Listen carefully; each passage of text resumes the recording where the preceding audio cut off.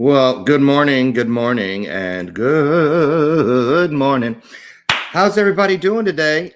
Yeah, you see how I was trying to act like I was had all that energy. I kind of do today. It's better. It's getting better. Yesterday I was dragging booty because somebody snorting kept me up the whole night. I'm not kidding. Ugh. So we started staggering. I go to bed early now, so I can get in front of that. It's the I don't know what it is, the rain or something like that. But I'm here, and okay, I can hear you thinking, whose little boy's hat is that he has on his head? Look, I bought this hat 3 years ago when we were in Mexico, and it must have shrunk or something because but I was determined. I'm like, I remember that thing was like 30 some dollars. I'm making it fit. It's made out of straw, so it should stretch. But anyway, I have that on today because I'm trying to. It's like when you stuff your shoes because you want to keep them, you want to get them where they're big enough, same thing here. So anyway, plus I'm willing sunshiny weather and I'm gonna go out and do some gardening today. So I thought this would be a great thing to have, neighbors. On my cul-de-sac, everybody's always watching what you're doing, especially this time of year and Christmas, because we're very competitive when it comes to the plants and flower beds and then the lights of Christmas. Because I gotta look. I'm not playing. I'll be outside with this up in their yards. I'm that competitive. I'm Loren Michaels Harris, and welcome to today's installment of Bathrobe Moments. We are streaming live. That's right. Feel it. Feel the heartbeat of it all right here on Facebook, but also YouTube, Roku, Android, Amazon, Fire TV, Apple TV, and E360 TV out of sunny Phoenix, Arizona. And also tipping my tight hat to my sponsors. Love you guys, Troy Rock and his team over at symposium.us. Symposium.us. Now, what is so big and bold and bad about them? Well, I'm going to tell you. I've done it over 20 sometimes myself. You can get over there and you can turn whatever it is you're good at. You can turn your conversation, whatever you're good at talking about, into currency. That's right, greenbacks, moolah, making it rain by utilizing your talents. I have friends and clients and family members over on Symposium right now who are making additional income, which everybody could use a little bit of in this trying time, by telling stories to kids, tutoring kids, yoga classes, fitness classes, Zumba classes. I know one woman, Carol Rogers, who's doing vision board classes.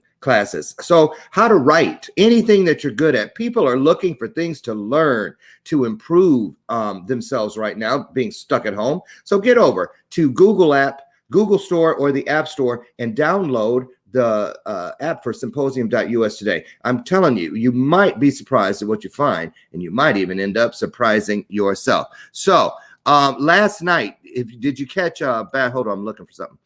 Did you catch Bathrobe Moments After Dark? I had a wonderful woman, Giovanna Salas, a movie producer. She owns Heart of Hollywood Motion Picture Company out in Los Angeles, and she's doing big things. She's been out there. She's been in the industry for years, but she came on, and she's a Latina, and it's this week I've truly been featuring some powerful women. And they just happen to be women of color. And that makes my heart warm and warmer because it wasn't cold. I'm looking for something. Okay, there we go. Got to get my sponsorship thing going. I ain't trying to lose that money. And I'm just keeping it real. The Bell of Purpose is in the house, as always. For those of you who have been hiding under rocks for the last 3 seasons and have finally come out to join us here on Bathrobe Moments, this is new this year, so you didn't miss it. What this is, I'm back up. This is the Bell of Purpose, which means when you hear me ring it, our guest or one of you either put something on the screen or our guest said something that we were like, girl, for real? Did you just say that? Loving it.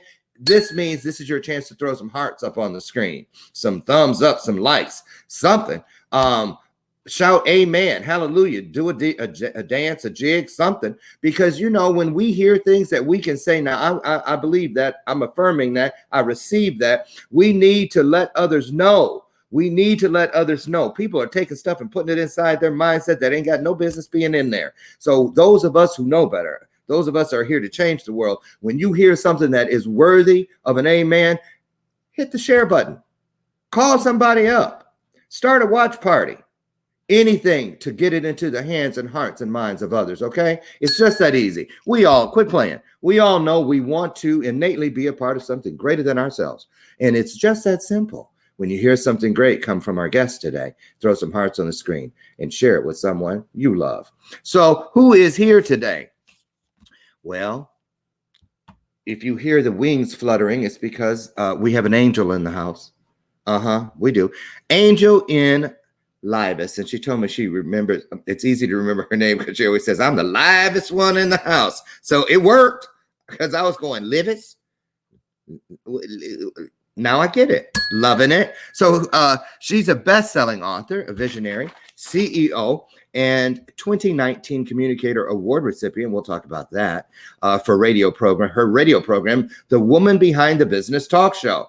In 2016, Angel organized a movement for women entrepreneurs to expand their companies into international territories by way of her nonprofit, The Woman Behind the Business.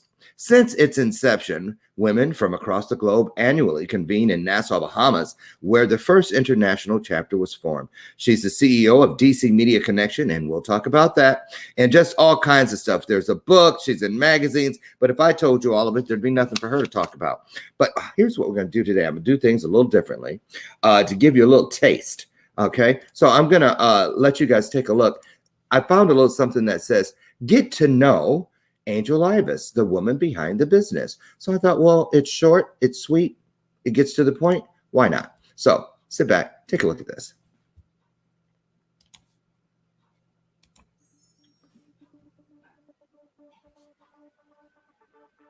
Hello, I'm Angel Livest, Gracie Award-winning executive producer and CEO of DC Media Connection and Creative Introduction.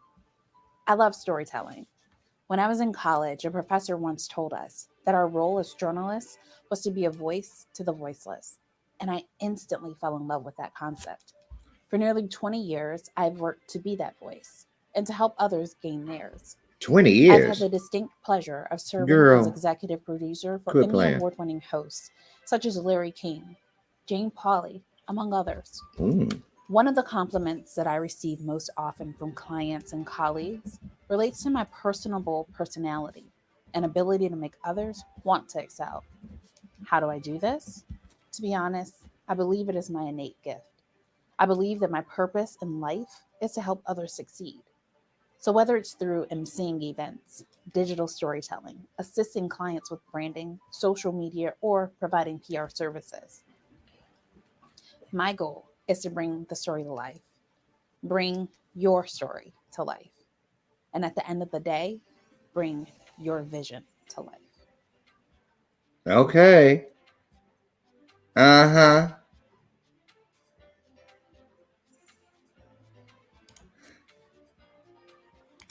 Okay, and I like that little soundtrack back there. Here she is. Oh, okay. Oh, you wasn't playing when you said, let me go and finish getting ready. I feel like I should have went and put a suit on. Okay, well, welcome to the show. How are you? I am well. Thank you, Loren. It's such a pleasure to be here with you. Same here. Now, y'all know, I don't know, could y'all hear me when I was watching things? She goes, and for the last 20 years, and I was like, girl, quit playing. You don't even look like you could have been doing anything but maybe going to middle school. So you look really, really, how old? Well, don't ask. My sister told me that. Quit asking your female guests how old they are, because I'll do it in a minute. Because I don't think that way. I don't think in a judgmental way. I think it's a look. It's a beautiful thing. It's a beautiful thing. So I'm 37 now. Wow. 20 years. So I literally started working in radio when I was 17. Wow. It's just a baby. Oh. And your proudest to compliment, I met two of them this morning. Your boys, yes. Noah and Nelson. So handsome, so smart. And they just like bees to a hive. I wanted to ask them because when I look at them, I said, you know what? They remind me, that's how I was with my adoptive mom at that age. And I remember when it was between her and my teacher. I was going to grow up and marry one of them. And I remember the day she told me, you can't marry me. I was devastated. I think I was 6. And I was like, so can we get married? How old do I need to be for us to get married? And she was like, we can't get married. And I was like, why?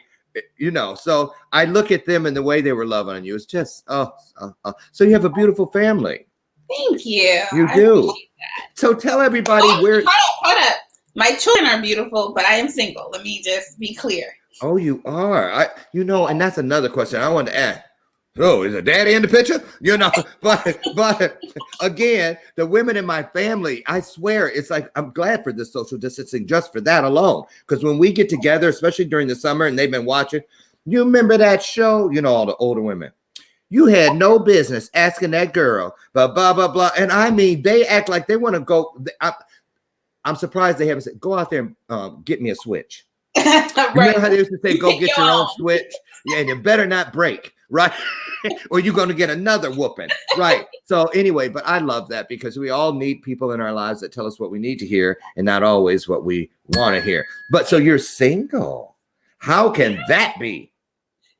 Well, things happen. I was married. I know, but I'm saying. Got divorced, and but I mean, we are great co-parents. It wasn't anything crazy that ended the relationship, but I'm just a firm believer that you live once. You have one life to live, and if you do. Don't feel as though you're being completely fulfilled, and whether it's your relationship, whether it's your work, then it's time to make some adjustments. And it was just one of those things where it was like, I'd rather make adjustments than to stay in something that I don't feel can completely make me happy. So. Well, I think, that's a great way to look at it and to proceed. And you got two wonderful miracles from it. And the fact that you guys are great co-parents is another testament that it can work even after it didn't work. And also, but man, that makes it even more impressive, all the things that you're accomplishing. And being a mommy, I heard you telling them about how much screen time, and you go for a few minutes. Yeah, because you got to be careful, right?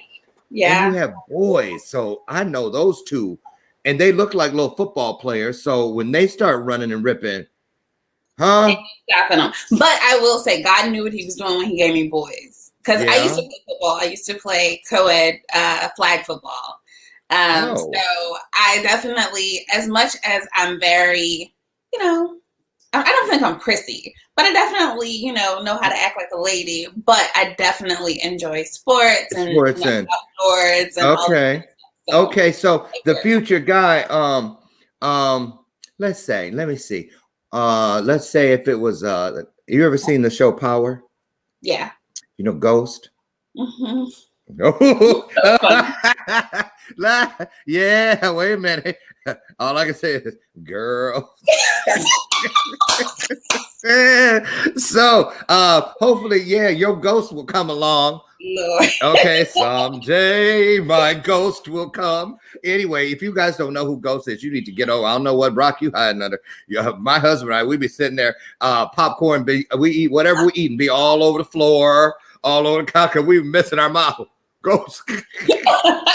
And I'm gonna tell you, there ain't no kids watch. So I'm saying this too. If you guys do go watch it, pay attention to the washing machine. You'll know what I mean, huh? We're like, did he just? So anyway, how come you're a journalist? When you do your work, I went through everything, all your footage. I love it. I can just see you. Now, were you ever on network news? Because I can just see you, Hi, I'm Angel Ives. And just behind me, behind these doors, they're deliberating the fate of one Tommy Miller. You know what I mean? I mean, I can just see you. So you went to, love it, Howard University. So much talent. Yes, hats off to Howard. So Wendy, what's her name from Steve Harvey's show?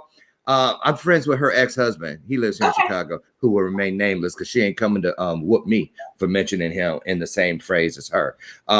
Wendy Raquel Williams. Her, she went there. He was telling me all about it. A lot of great talent. What was that like going to school? And were you in a sorority? I did, actually. I did pledge Alpha Kappa Alpha Sorority Incorporated. Okay. And so Howard was an amazing experience for me. I grew up in a predominant a predominant neighborhood. So there were not a lot of people who looked like me in my elementary, middle school, and high school days. So it gave me an opportunity to go to a historically Black university. Nice. Definitely, like, it was a different experience for me. So I absolutely love it. I still am very close with a number of people that I went to college with. So yeah, like, it's a wonderful, wonderful, wonderful place. If you are not familiar with Howard, I don't know where you've been, but right. Like, all of our recent graduates, congratulations to the class of 2020. But yeah, no, Howard was amazing. It was absolutely amazing. Howard, yes, wonderful traditional Black college, and so much talent out of that school. So much, just like Spelman, Morehouse, all of them. I'm just so proud of my people. I am, and I'm glad to say that. You don't know. I wish my birth mother, Lucille, was alive to hear me say that, because when I first met her, honest to goodness, and I think she was right. She was right about everything else. She told me, I remember it was like maybe 6 weeks after I met her, and we were sitting there, and she goes, you know, and she was from Arkansas, so she does as country as she want to be. She was like, you know, you just might end up on Maury Povich one day. And I was like, for real? You think? And she goes, yeah, it'll be for a show called I Can't Stand My Race. I was like, wow. What? She's like, yeah, you don't have any pride in your own people. I can tell everything you talk about is colorless. She just let me have it. And then I started thinking about it, and I was like, because just like I was seeking to find her, I was seeking to find myself. Mm-hmm. And I didn't start that quest of looking for myself until after I found her, because I needed to know where it began in my mind, and then go from there. So she was right. So today, and I'm glad, because I didn't know what I was missing. And so that's a great place for us to go when we talk about, now you have all this stuff. I'm not kidding. Name them all. Starting with the women. I love the woman behind the business. I love that concept. Thank you. I love that concept, and you're very good. So just tick them off. All the different angel fingers of your brands. Yeah. Yeah. So there's the Woman Behind the Business, which is our nonprofit. Then from the Woman Behind the Business, we have the radio show, which you can always tune into if you're local in the Washington, D.C. area. It's on terrestrial radio 96.3 FM HD4. Or you can grab the podcast. You can subscribe to the podcast on your favorite podcast platform. Again, it's the Woman Behind the Business. And we also have the media company called, that was not a shameless plug, 93.6 FM at 4 a.m. And also don't forget to stop by my Miss Ruby's Cupcake Shop, which is right down on the corner. Tell her I sent you, and pick up your punch card. I'm kidding. I'm headache. Okay, go ahead. And then we have the media company, DC Media Connection, which we just celebrated our 5-year anniversary. Yes, so, yay. And I want to talk about that. Yes. And then from there, like, everything else is just kind of just part of like my personal brand. So I've authored 3 books, 2 of which recently came out. So Side Hustle to Main Hustle. That is our, that one technically came out in ebook form in December.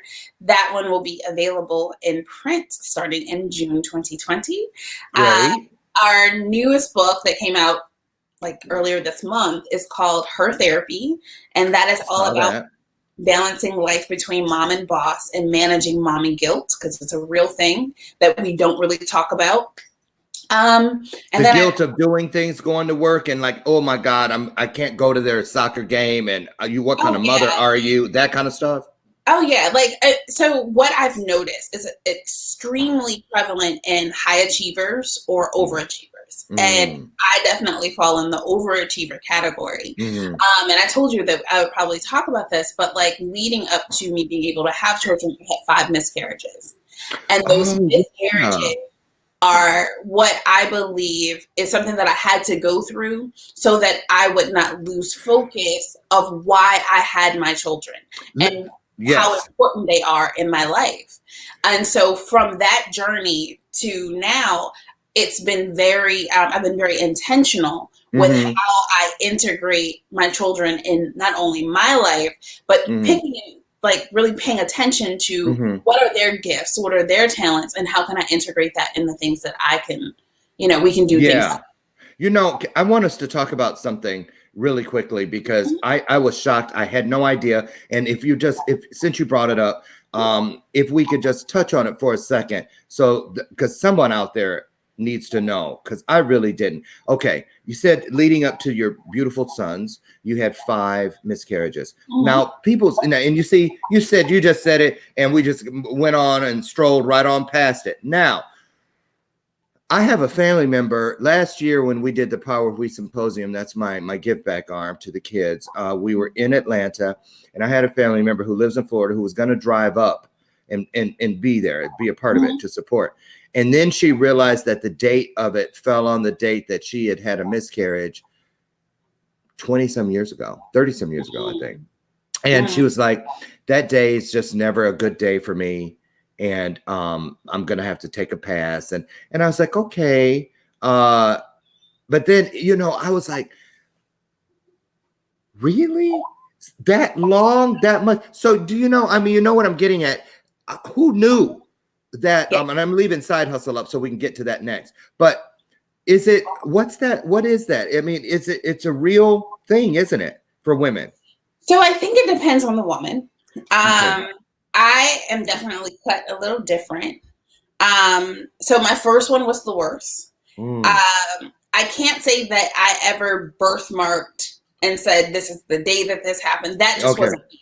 Because it wasn't something that I wanted to hold on to. That was not my truth. I didn't accept that as my truth. Right. And so I never allowed it to settle.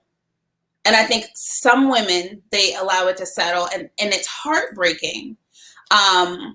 Because it was something that they were really looking forward to and they don't have the capacity to deal with it in any other way. Yeah. For me, I don't process things that way. Right.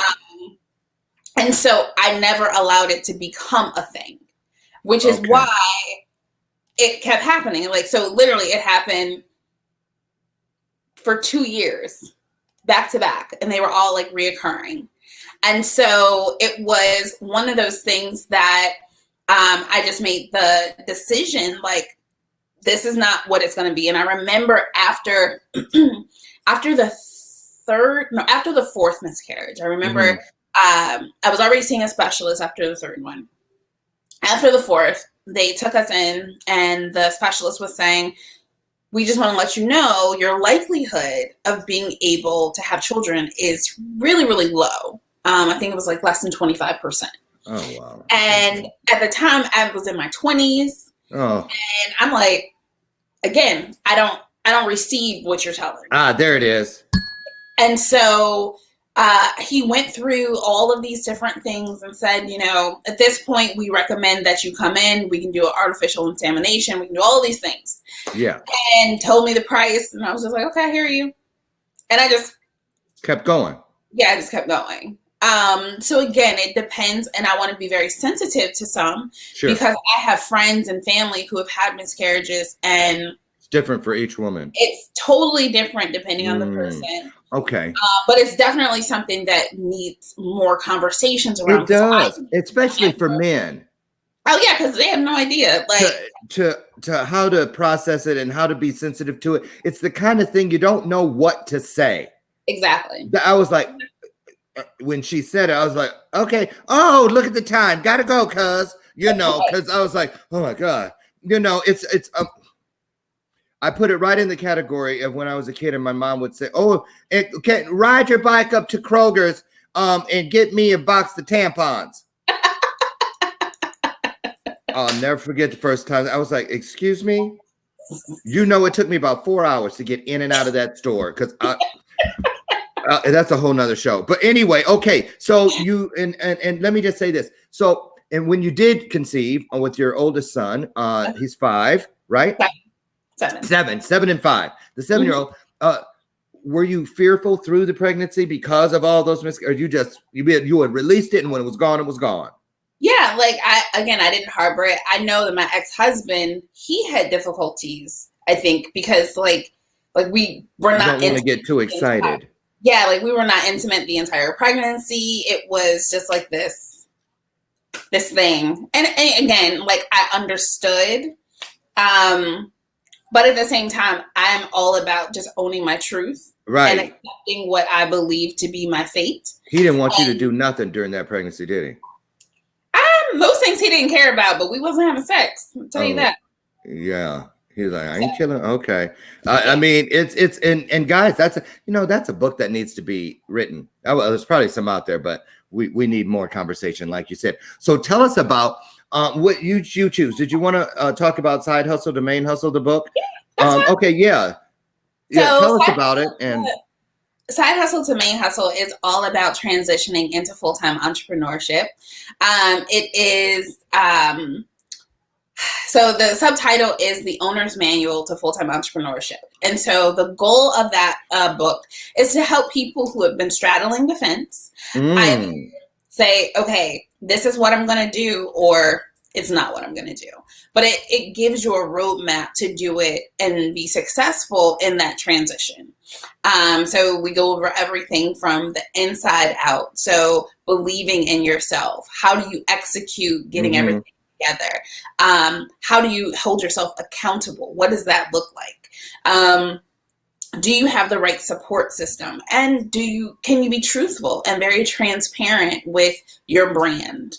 And so all of those things make up what I call the beast mentality, which you learn all about in the book, Side Hustle to Main Hustle. Oh, okay. Well, I have some questions I'd like to throw at you for those who are on the fence, because now more than ever, there are people, not just people who have been sitting at home on the fence about, venturing off into their own main hustle, but also a lot of people now who are rethinking what they've been doing for years because they've been laid off and they're going, do I really want to even go back to that damn place?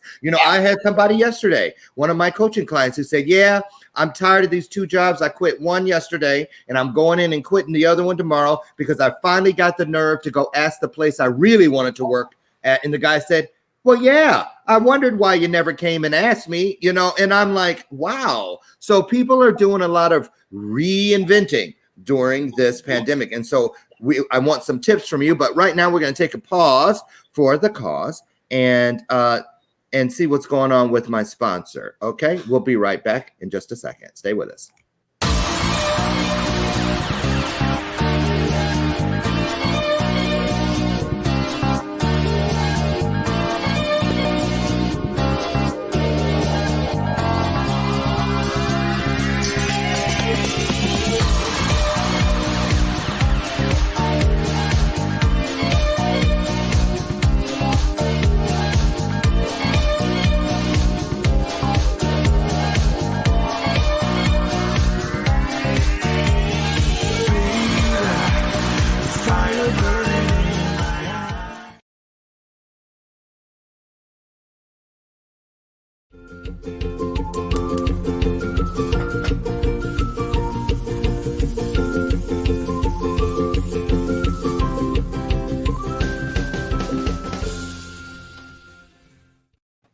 Okay, and we're back with our guest today, who is Angel Livest, the livest one in the house today. And we're about to talk, if you just joined us, great time to get here, but next time, be on time. But again, I do believe in what Olita Adams said. I don't care how you get here, just get here if you can. So welcome to today's installment of Bathrobe Moments. Of course, I'm Loren Michaels Harris, and on the other side of the screen is Angel in for Nicole Livest.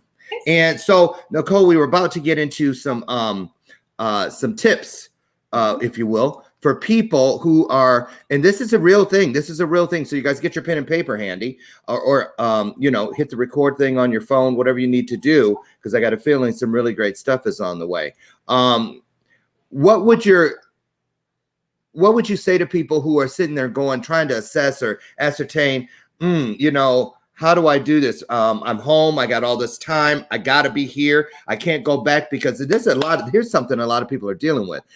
They maybe can go back because things are being loosened up in certain areas. They can maybe go back to work, but the daycare centers and stuff, childcare hasn't opened back up. So they really can't go back. So a lot of people are tendering resignations or being told, oh, if you don't come back now, don't come back at all kinds of different scenarios. So for the person who has an entrepreneurial seed, they just don't know how to plant it.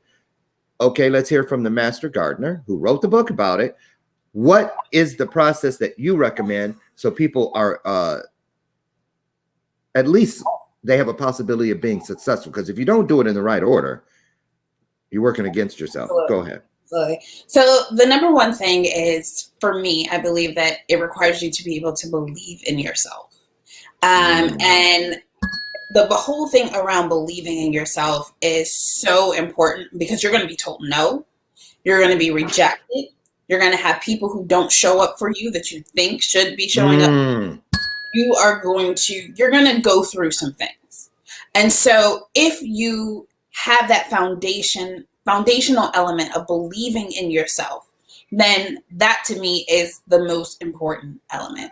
From believing in yourself, then you have to make sure that is what you want to sell or build a business around, is it something that society needs? Is it solving a problem? Is it making their life easier or better?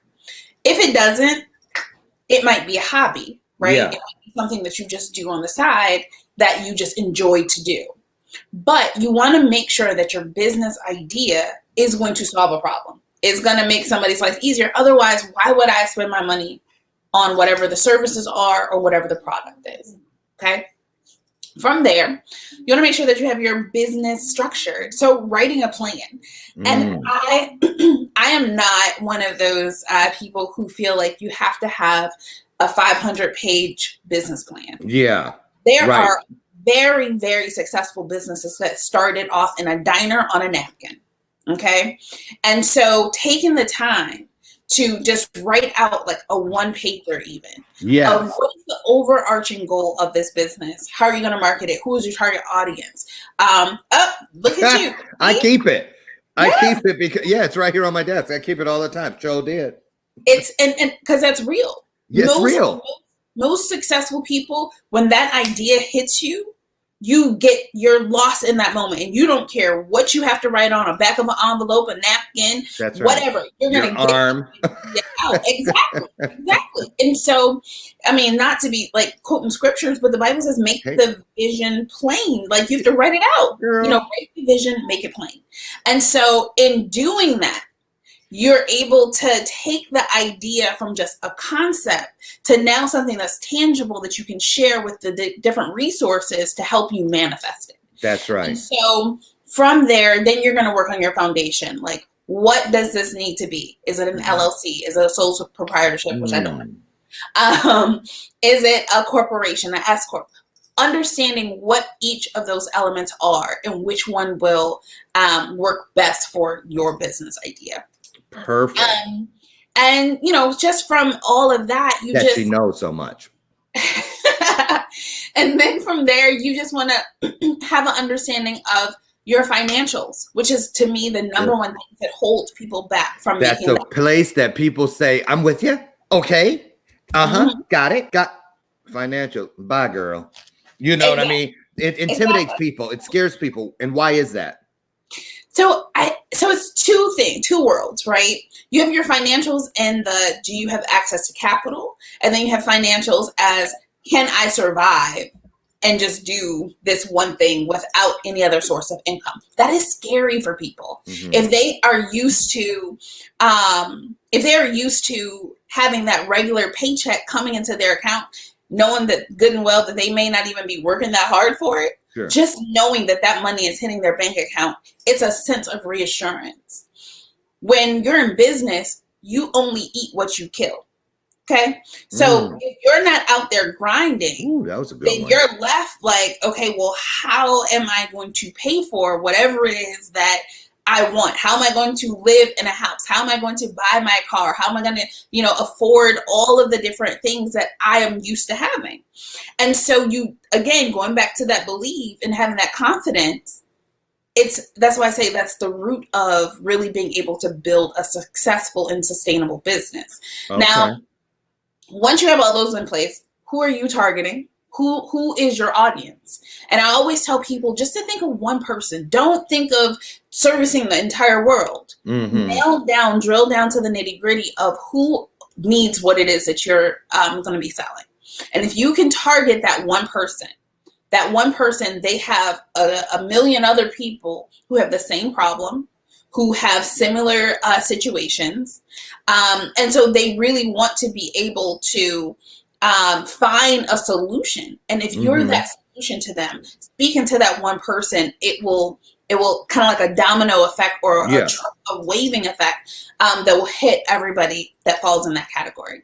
And then the marketing and branding and all of that. So all that stuff. Now look here, Liza. Hi, nice to see you here today. Loving those glasses, girl. She says, now what about this scenario? What do you recommend? I was in the process of opening up my business when this COVID happened. So some people might all be saying, well, you got more time to do it now, but not necessarily, because maybe the 3 kids are at home now and she's got to be teacher. She's got to be this, she's got to be that. She might have an elderly parent that she's got to take care of that lives across town, a lot of variables. But what would you recommend to somebody, the people who were doing this, and then this came?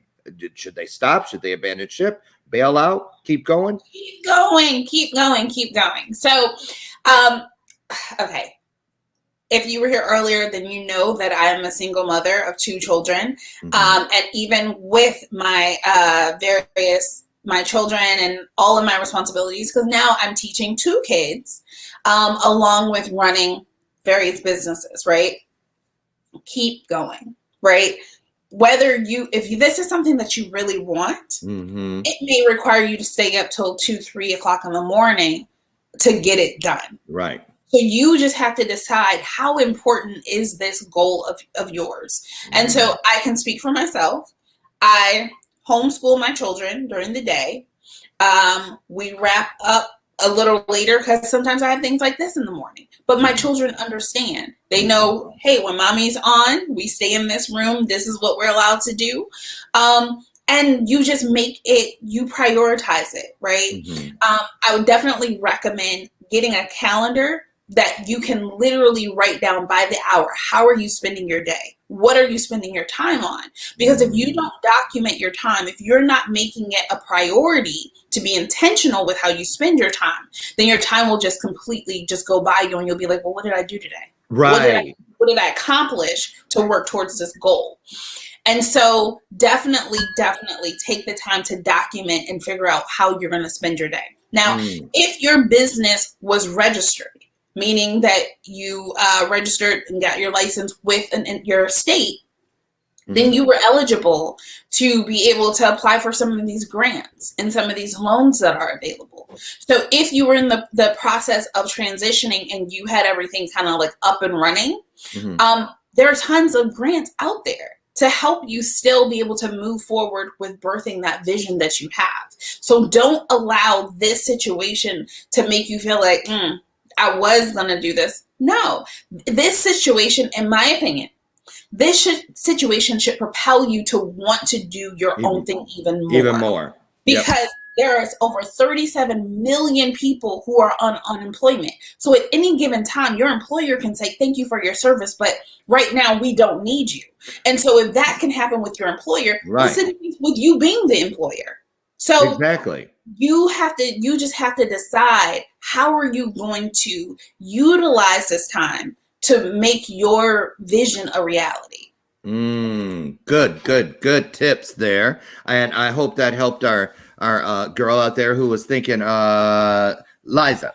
I hope that helps you. So keep going some more. Let's switch gears here and let's talk about nonprofits, because you have a nonprofit, and I just got to say this.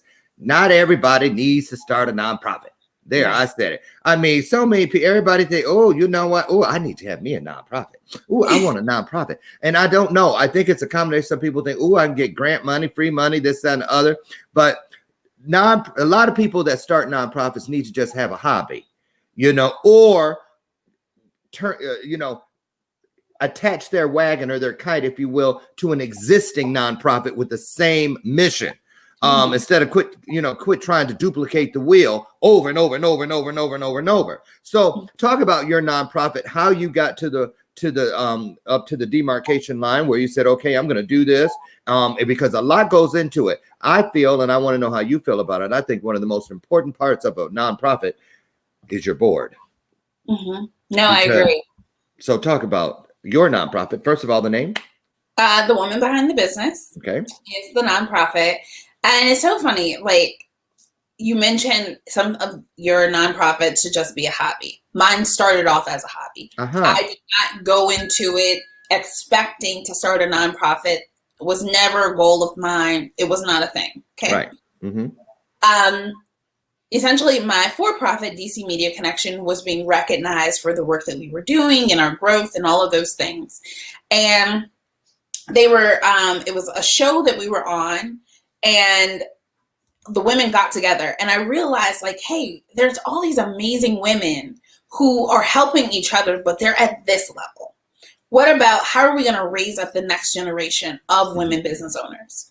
And so from that idea, I sat on another board at a local professional business center in DC. And so I said, well, I want to start having conversations. So the very first event, it was like a 5-part series. It was called The Woman Behind the Business. And I had panelists of women come in who were successful. We had over 140 ladies registered to attend. And I was like, wow, this is a thing. Like, clearly, and it's in DC. So there's tons of events. There's tons of organizations. Sure. I felt like it was something that was missing. And so from there, over the years, I said, okay, we're going to do the retreat. And then I was like, okay, we need to turn this into a nonprofit. And that's how we started. But it was all from the idea of providing a service where we're able to help people, letting them have the resources. And so from there, it's transitioned into international waters, where I believe that it's all about helping people expand their network. So under the Obama administration, he had an initiative where he realized that less than 1% of small businesses did international business. And so when I heard that, that was kind of the genesis for us going beyond borders, helping women realize your brand doesn't just have to stay in your community. There's an opportunity for you to give exposure to that brand all over the world. So if I can connect you to people, to resources in other countries, now your products and services are being expanded. And so that was really the genesis for how it was birthed and how it has grown over the years. Wow, that is just amazing. Let me get to the questions, because I see a good one. Christina Cash, who is an entrepreneur, female, very powerful here in my community, actually. Yeah. She's an interior designer and a real estate broker, does quite a good business. And so she's asking, so interesting, is there a branch chapter? I would organize a Chicagoland chapter. So what do you say to that? Yes, Christina, let's talk. I would love to we do not have a chapter in Chicago right now. So I would definitely love to connect with you and definitely get a chapter started in the Chicago area. She's the one, let me tell you that, right. She knows everybody. Well, because she's been in most of their houses, you know what I mean? One way or another. Right. So she knows everybody. So that's great. I'd love to hear that. So, your nonprofit, how old is it? How long have you had it? 3 years. 3 years. Okay. So what would you say was the most daunting struggle in the process of getting it up? Because you hear so many different types of stories about nonprofits. And then you have people that have nonprofits that are just sitting there. It's like the person that writes a book and the book is in the basement. Right. In a box. Right. So for me, selecting your board is very important, because you want to have people who can actually give and support the nonprofit. And so one of my board members used to teach how to create and launch your nonprofit. So she did all the legwork, of course, and getting us up and running. But after that, I think it's really important to make sure that your vision is clear.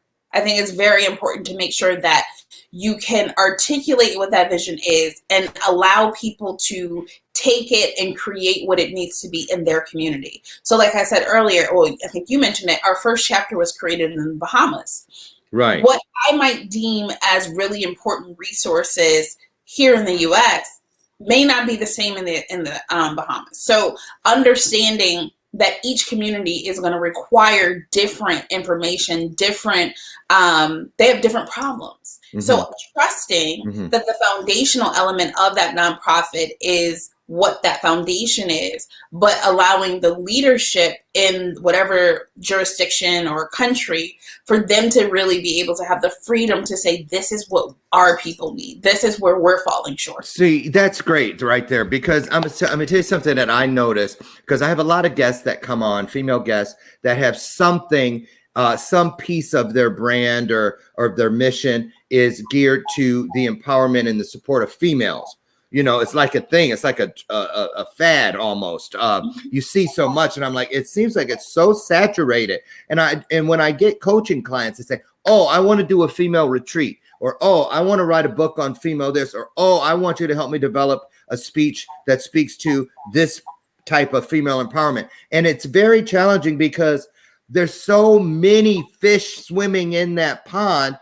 What do you, you don't want to say, oh, why do you want to do that? Everybody's doing that, because you don't want to belittle the need or the importance of the need to that person. So when a woman is looking for that female brand or business or nonprofit or whatever it is that they want to do, that retreat, that whatever it is, mm-hmm. how do they ascertain the need? How do you begin that kind of research? Mm-hmm. And then also, this is a two-parter. How do you know where to find the people like the woman that took the heavy lifting from you to help get your nonprofit up? Where do people go? Are there groups? Are there magazines? Where do y'all go to find each other so you're not reinventing the wheel and you're finding the help you need?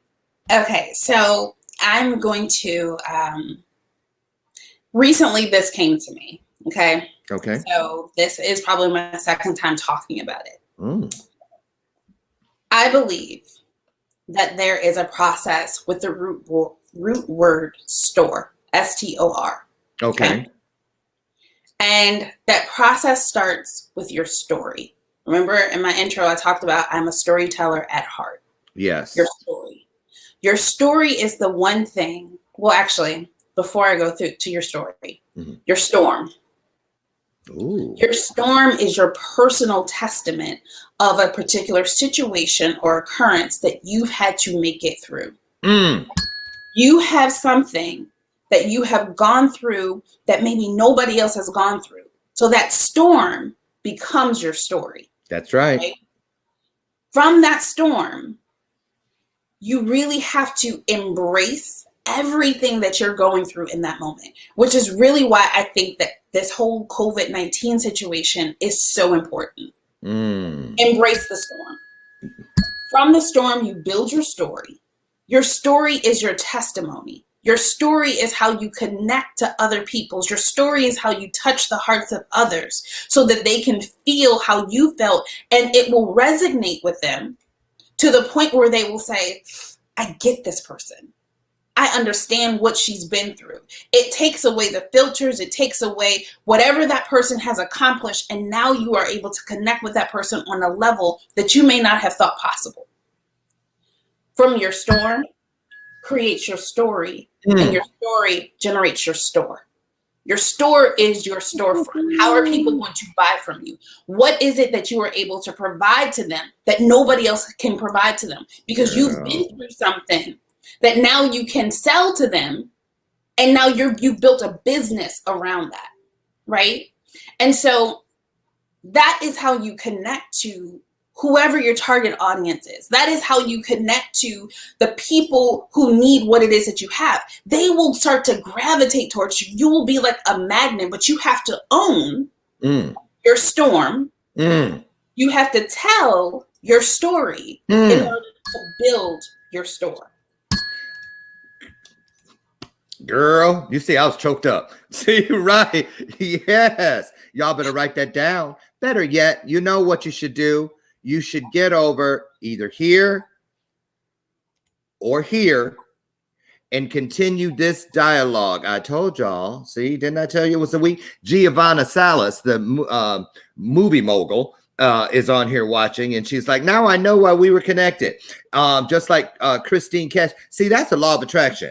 All these powerful women. Crystal Crockett, she has a nonprofit for women, transitional housing. And I bet there are others on here that I don't even know. The ones of those of you who are thinking about doing something. Let me tell y'all something right here and now. I'm for real. You know, a lot of people, you know how I'm nosy. I know everything on the wall behind you. And so I know y'all look too. Now, you know, I show people, and I keep I'm going to grab it. It's right here. I keep a yardstick.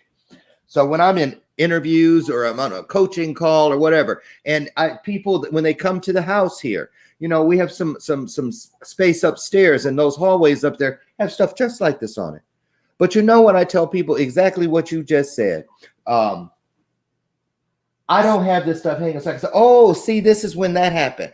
Oh, see, that's when that happened. That's when I did that. And that's when, no, what I focus on, I look here. Let me turn it. You see that? I'm focusing. Why is that space blank? What am I supposed to be doing right now that's going to be hanging there next year, next month, next week? What's going up there where there's open space? I look at all the open spaces in my world, and I dream about what will go there. And you know what? Every single one of the things behind me, and I got to take the camera off to show you, started as one of these. That's my wall of purpose. Everything up there came to me. It didn't come from me. There's things on that wall and those Post-it notes that I have no idea what they're going to turn into. But everything in my world was once a Post-it note. And do you know why I use a Post-it note? I'm going to use the camera again. Because see my desk? See how stuff everywhere on top on, look at stuff buried all underneath here. See all that? But you know what? That's my stuff. But that stuff on the wall came from someplace greater. It is my content. It comes to me on its way through me. So I never put it where it can fall, get tripped up and fall in the trash can or get covered up. I keep it right in front of me, and I keep it on a Post-it note because I have never once in my life put a Post-it note on top of another Post-it note. So I show what is greater than me, that I believe, even when I don't have proof or any reason to believe, I do it. And that's what you were saying. That's why that storm part, you said something there. And that's why I jumped in. I'm not trying to take over the interview, but I want you guys to understand what you heard from Angel here about that storm. That's where it begins. That was an event. That was a mile marker to help you see how far you've gone down the road of your journey.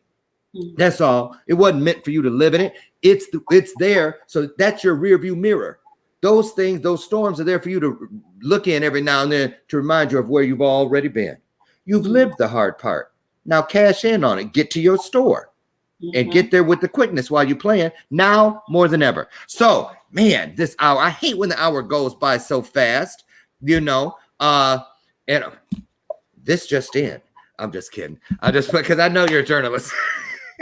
So listen, we are going to have to give you the turnstile invitation, which means that you're welcome back here anytime you want, because I'm looking in. There's still a bunch of questions. If you can go in and talk to people afterwards, that'd be great. And the best place to continue the conversation with you, Angel, is here on the screen.